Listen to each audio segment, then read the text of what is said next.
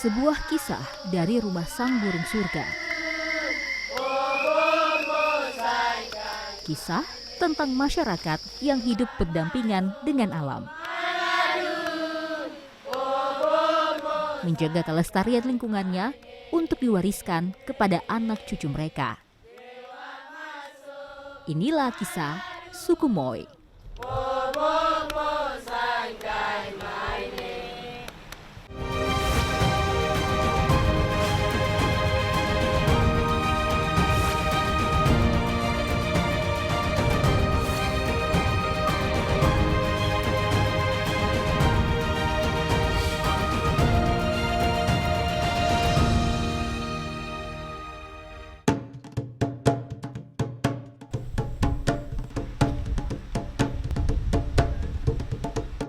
Satu setengah jam perjalanan darat dari kota Sorong, Papua Barat Daya, terdapat Kampung Malagufuk di distrik Makbon.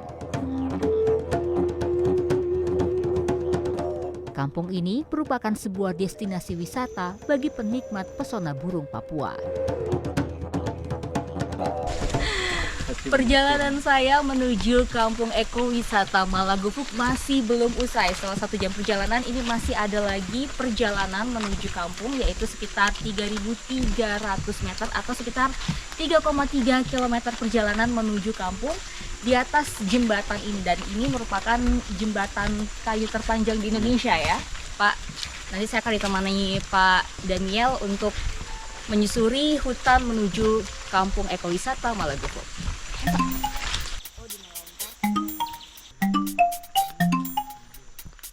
Jembatan kayu ini dibangun 2019, membelah hutan menuju Kampung Malagufuk. Sebelumnya, warga dan wisatawan harus berjalan menelusuri hutan untuk mencapai Kampung Malagufuk. Sepanjang perjalanan, saya disuguhi pemandangan asri hutan Malagufuk. Melintasi aliran sungai kecil, ditemani kicau burung yang merdu, membuat perjalanan saya terasa damai dan menyenangkan. Yeay, welcome to Eco Village Malagufuk. Terima kasih Om Daniel sudah antar dari depan ke sini. Tadi jalan sekitar kurang lebih 1 jam, dan sekarang nanti saya akan nginap di sini malam ini, dan besok pagi pukul 4 pagi kita akan melihat burung paradise, nanti ditemani juga sama Om Daniel ya. Kita masuk ke dalam, Om. Oke.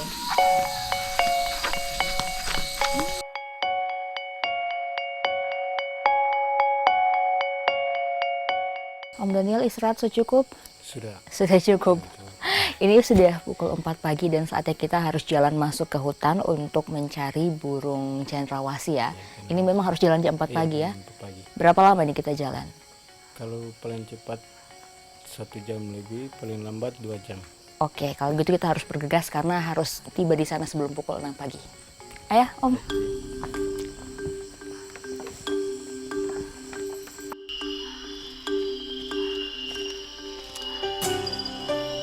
Oleh Daniel, saya diminta untuk menggunakan pakaian berwarna gelap dan tidak menggunakan wewangian agar tidak mengganggu kenyamanan para burung. Mengejar waktu sebelum fajar, kami masuk jauh ke dalam hutan Malagufuk melewati perkampungan warga. Jalan yang dilalui tidaklah mudah, apalagi hujan sempat mengguyur kampung pada malam hari. Saat matahari terbit, kami tiba di salah satu titik pengamatan burung cendrawasih kuning.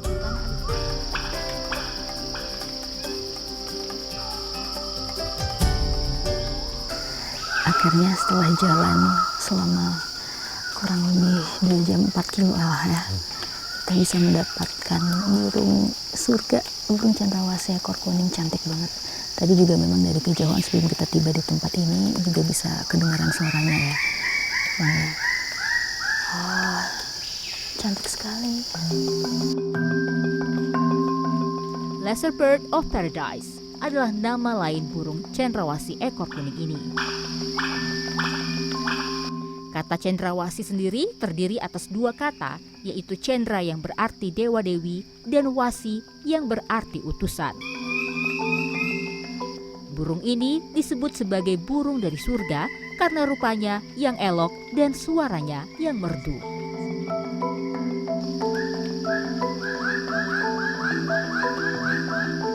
Saya beruntung bisa melihat 4 ekor burung cendrawasih sekaligus. Biasanya sang jantan akan menari-nari dan berpindah-pindah dari satu dahan ke dahan yang lain untuk menarik perhatian sang betina.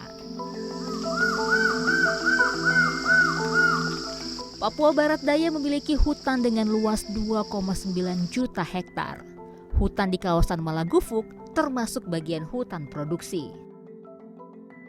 Hutan yang juga dikenal sebagai Lembah Klasau ini merupakan rumah bagi hewan-hewan endemik Papua.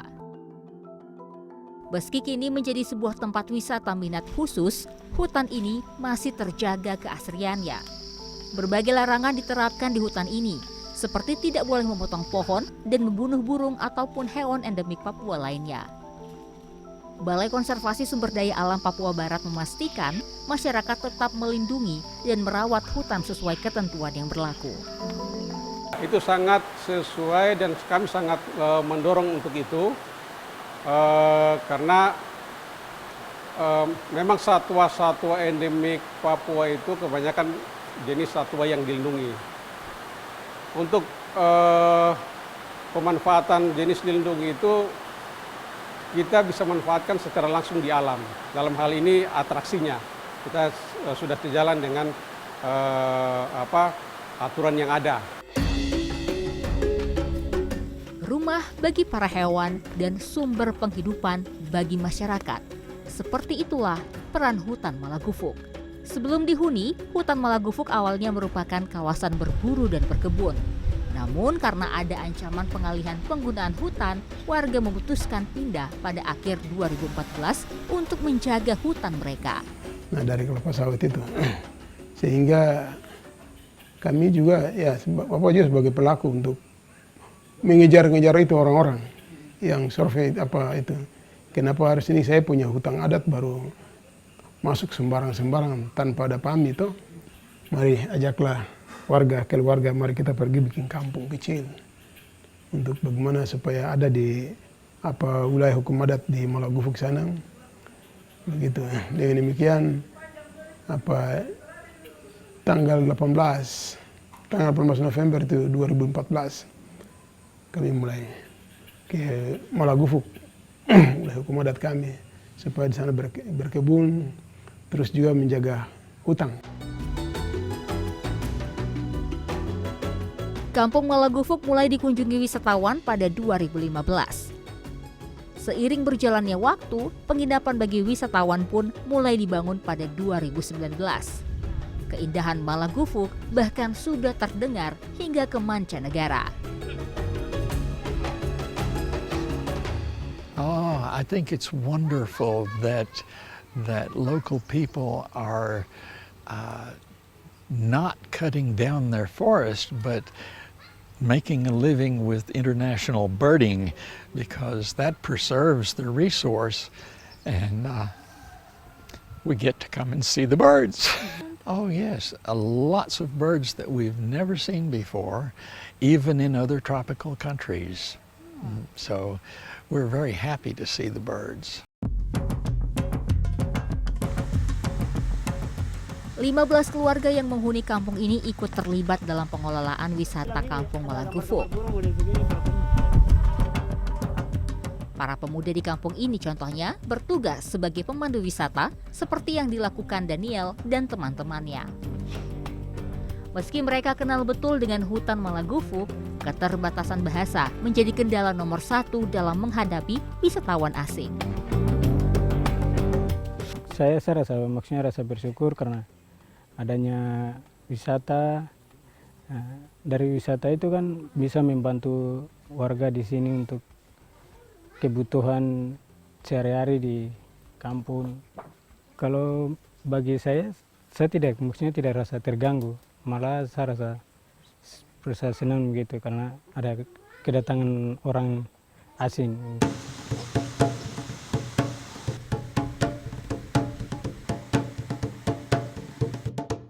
Hal lain yang menjadi tantangan bagi warga Malagufuk adalah ketersediaan air bersih dan listrik. Mereka berharap pemerintah setempat dapat membantu mengatasi kendala ini.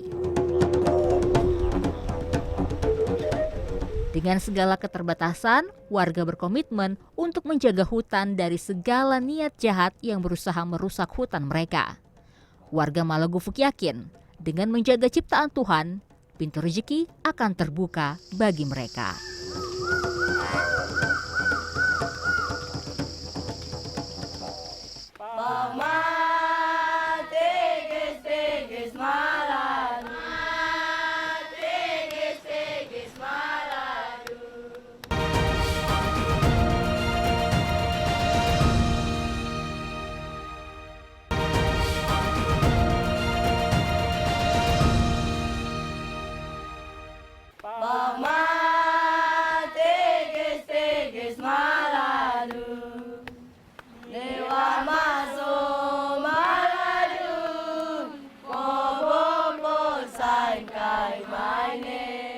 Distrik Makbon, Kabupaten Sorong, Papua Barat Daya menjadi tempat tinggal bagi warga suku Moy.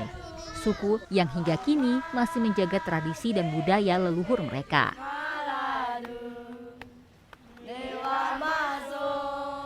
Membuat noken adalah salah satu tradisi yang masih dilakukan para mama suku Moy.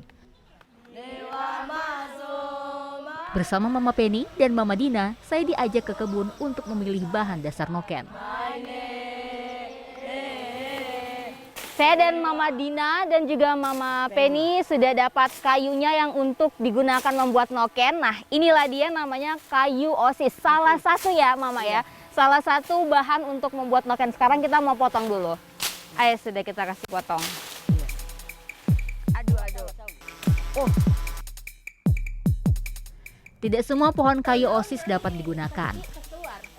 Hanya pohon yang masih muda yang bisa dipakai karena lebih mudah untuk dikupas dan dibentuk. Ya, jadi setelah batang osisnya sudah ditebang, sudah dibersihkan dari daun-daun, ternyata yang digunakan itu adalah bagian kulitnya ya Mama ya.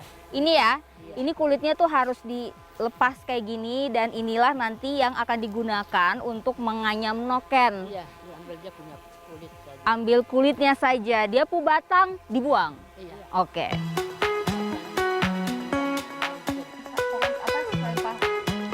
Untuk mendapatkan kulit kayu yang mulus, penggunaan batang pohon yang memiliki banyak cabang juga harus dihindari. Selain pohon osis, noken juga dibuat dari salah satu jenis rumput yang bernama rumput banto.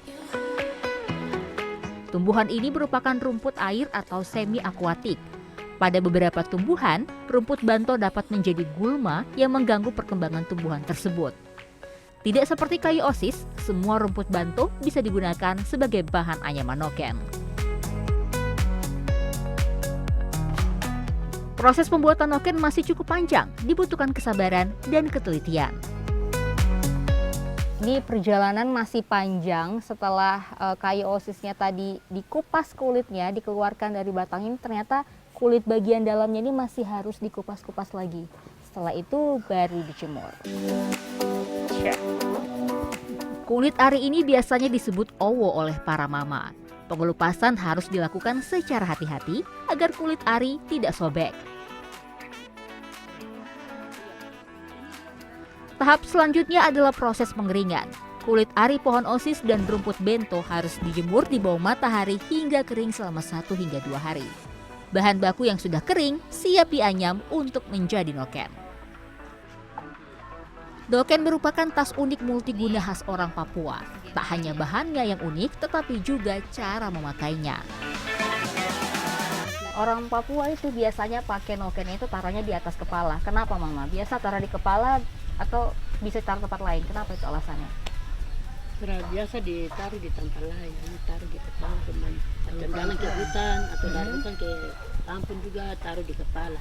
Taruh di kepala. Iya. Ke kebun taruh di kepala. Lebih enak taruh di kepala begitu. Iya. Tapi kalau di Moi katanya perempuan saja yang taruh di kepala. Iya. Perempuan saja yang taruh ini di kepala, tapi laki-laki itu yang macam tadi ada. Bagaimana coba Mama praktekkan? Kalau laki-laki dia taruh di mana? Kalau laki-laki itu taruh di yang belakang begini saja. Isi barang-barang di dalam, baru taruh di pundak, jadi tas pundak. begitu Iya, ya. begini. Kalau perempuan begini ya, berarti Kalau lagi di kebun itu ambil-ambil ini hasil panen misalnya Iya, langsung dibuang ke belakang dibuang begini. ke belakang. Oke. Dari tangan-tangan terampil para mama Papua, noken bahkan diakui sebagai karya kebanggaan Indonesia di mata dunia. Oleh UNESCO, noken khas masyarakat Papua telah ditetapkan sebagai warisan kebudayaan tak benda. Sayangnya, membuat noken tak lagi menjadi sebuah kewajiban bagi kaum perempuan seperti zaman dulu.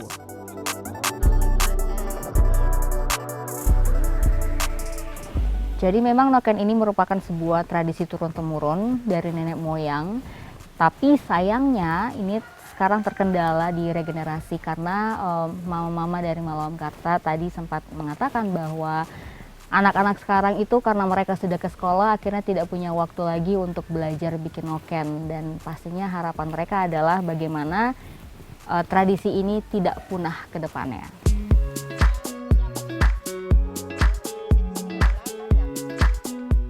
Selain digunakan untuk kebutuhan sehari-hari, kini noken juga menjadi sumber pendapatan bagi para mama di Malawamkarta. Dalam sebulan, Mama Dina dan Penny bisa menjual 3 hingga 5 noken dengan harga berkisar Rp150.000 hingga Rp500.000. Dukungan untuk para mama pembuat noken pun datang dari berbagai pihak, salah satunya Yayasan Konservasi Alam Nusantara. Setelah kita bentuk, kita memberikan mereka dana hibah. Mereka coba mengelola, memproduksi produk-produk lokal, ada anyaman-anyaman, ada produk-produk lokal yang mereka coba produksi dan kemudian kita coba membantu kelompok-kelompok ini dengan mengurus izin-izin yang diperlukan, izin produksi dan lain-lain, supaya mereka bisa produk yang mereka jual itu bisa secara luas ya di Sorong.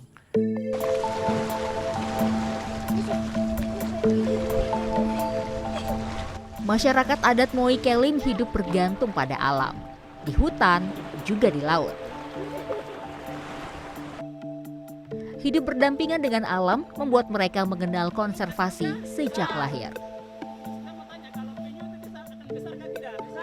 Robert Kalami merupakan Ketua Konservasi Malawamkarta Raya untuk masyarakat adat suku Moi Kelim.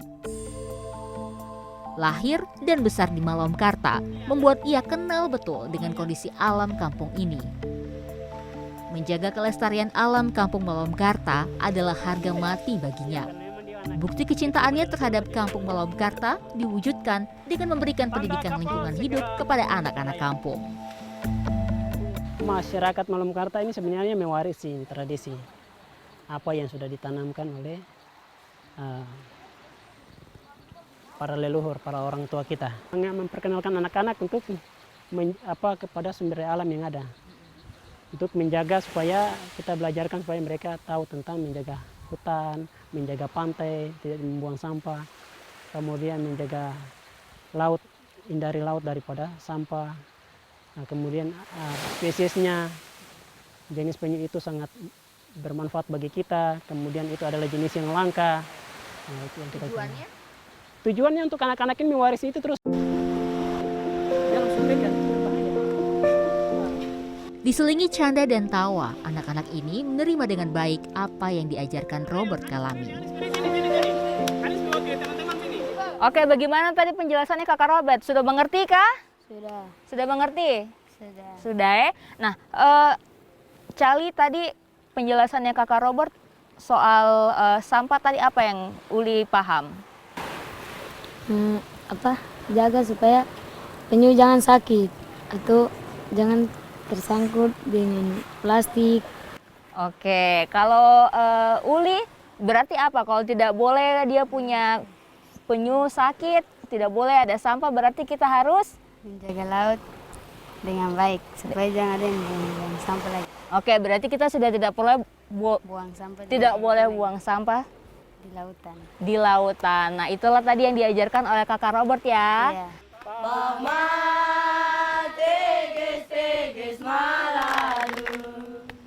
Anak-anak ini adalah wujud masa depan Malawamkarta, menanamkan pentingnya menjaga alam untuk kelangsungan hidup menjadi sebuah kewajiban bersama.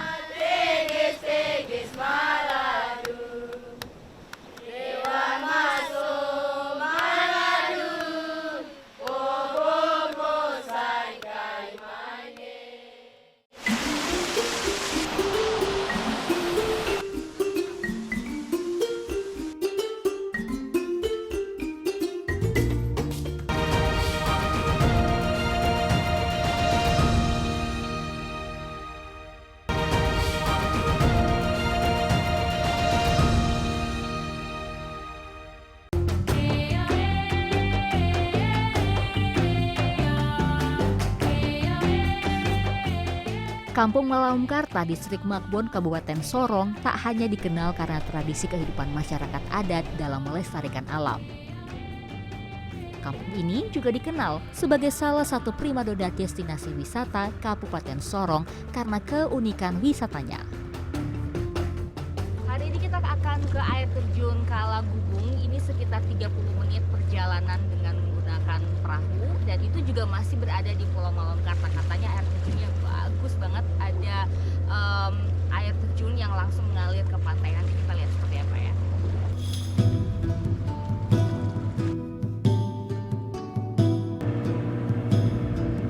Meski masih di Kampung Malaumkarta, pengunjung harus menggunakan perahu karena tidak adanya akses darat menuju air terjun ini. Area yang dilewati menuju air terjun Kalagubung merupakan padang lamun yang sering dikunjungi dugong. Jika beruntung, saat lewat di sini pengunjung bisa melihat dugong dan lumba-lumba. Sayangnya, kali ini kami kurang beruntung.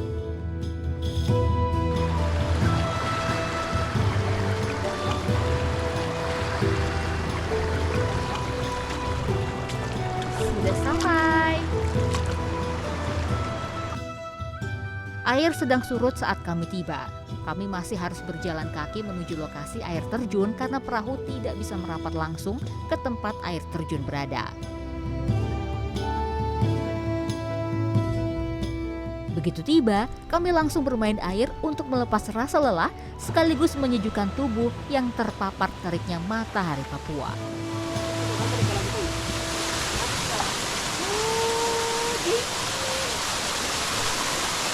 Ternyata airnya dingin, sejuk banget. Habis kena panas matahari dari laut kan, langsung rendam kaki di sini. Segarnya, duduk-duduk dulu ah. Kakak salah. Oh, sudah cukup kakak salah.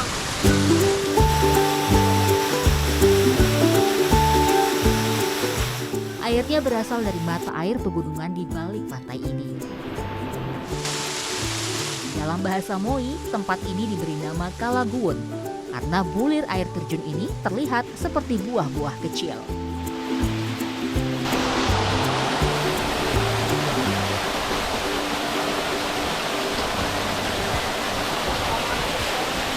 Kalau tadi cobain airnya, ternyata airnya tuh rasanya tawar, segar gitu, dingin. Ini aja enak banget nih.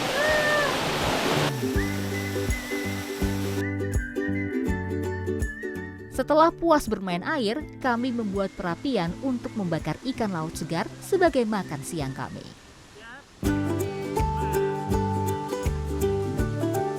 Dia dekat api nanti api sambil makan api bakar tanah.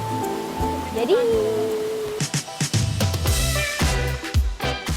sejuknya air terjun dan indahnya biru air laut menemani makan siang kami kali ini. Menikmati keindahan air terjun sambil makan makanan khas di sini ya, makan ikan bakar tanpa bumbu sama sekali, dan juga ini ada sagu 5 tahun ya, Om ya. Ini rasanya ya standar lah ya, tidak ada rasa tapi segar ikannya karena tadi baru habis ditangkap. Kita lanjut makan siang lagi ya. Sagu 5 tahun.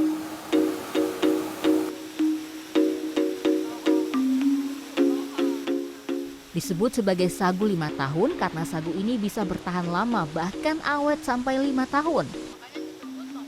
Cara mengkonsumsinya pun mudah. Gumpalan sagu hanya diberi sedikit air supaya lunak dan lebih mudah ditelan.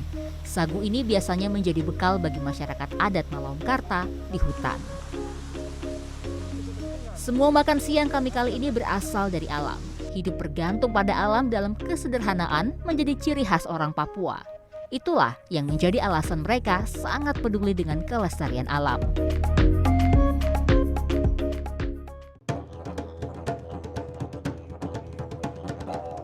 Setelah puas bermain di air terjun, kami pun bergeser ke Pulau sebuah pulau yang berjarak 15 menit dari daratan pantai Malaumkarta.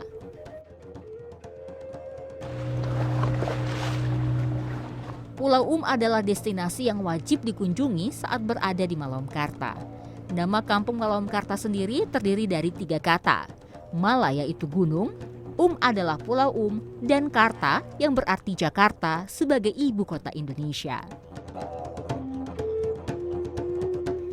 Keindahan Pulau mengantarkan Malaumkarta masuk dalam 75 besar anugerah desa wisata Indonesia 2023 dari Kementerian Pariwisata dan Ekonomi Kreatif. Malaumkarta merupakan satu-satunya peserta dari Papua.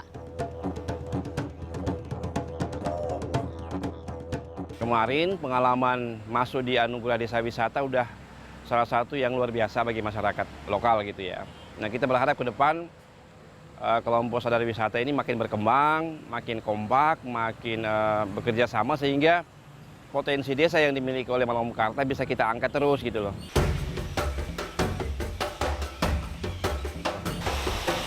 Ketika tiba di Pulau saya langsung bisa mendengar suara kelelawar.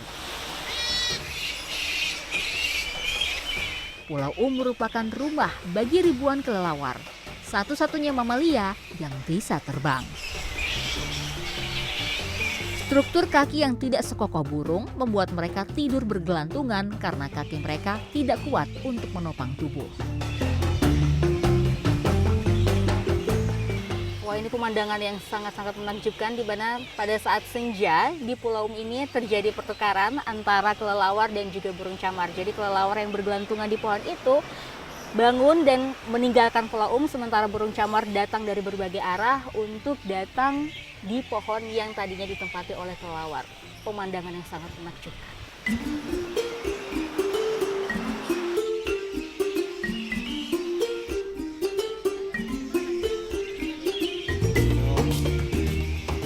Ya, Pulau memiliki sebuah keistimewaan. Saat langit mulai kemerahan memancarkan sinar matahari senja, pertukaran penghuni pun terjadi di pulau ini. Pulau sudah dihuni oleh kelelawar dan berbagai jenis burung sejak zaman dahulu kala. Komitmen masyarakat adat Malaumkarta dalam menjalankan tradisi menjaga kelestarian alam membuat para hewan ini merasa nyaman dan aman menjadikan Malaumkarta sebagai rumah mereka.